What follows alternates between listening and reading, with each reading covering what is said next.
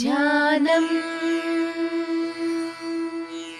पद्मनाभप्रियां देवीं पद्माक्षीं पद्मवासिनीं पद्मवक्त्रां पद्महस्तां वन्दे पद्मामहर्निशम् पूर्णेन्दुबिम्बवदनां रत्नाभरणभूषितां वरदाभयहस्ताभ्यां ध्यायेच्चन्द्रसहोदरीम् इच्छारूपां भगवतः सच्चिदानन्दरूपिणीम् सर्वज्ञां सर्वजननीं विष्णुवक्षस्थलालयां दयाळुमनिशं ध्यायेत् सुखसिद्धिस्वरूपिणी।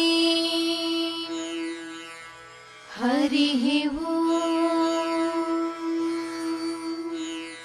नित्यागतानन्त नित्यानन्दिनी जनरञ्जनी नित्यप्रकाशिनी चैव स्वप्रकाशस्वरूपिणी महालक्ष्मीर्महाकाली महाकन्या सरस्वती भोगवैभव सन्धात्री भक्तानुग्रहकारिणी ईशावास्या महामाया महादेवी महेश्वरी हृल्लेखा परमाशक्तिर्मातृका बीजरूपिणी नित्यानन्दा नित्यबोधा नादिनी जनमोदिनी सत्यप्रत्ययिनी चैव स्वप्रकाशात्मरूपिणी त्रिपुरा भैरवी विद्या हंसा वागीश्वरी शिवा वाग्देवी च महारात्रिः काली।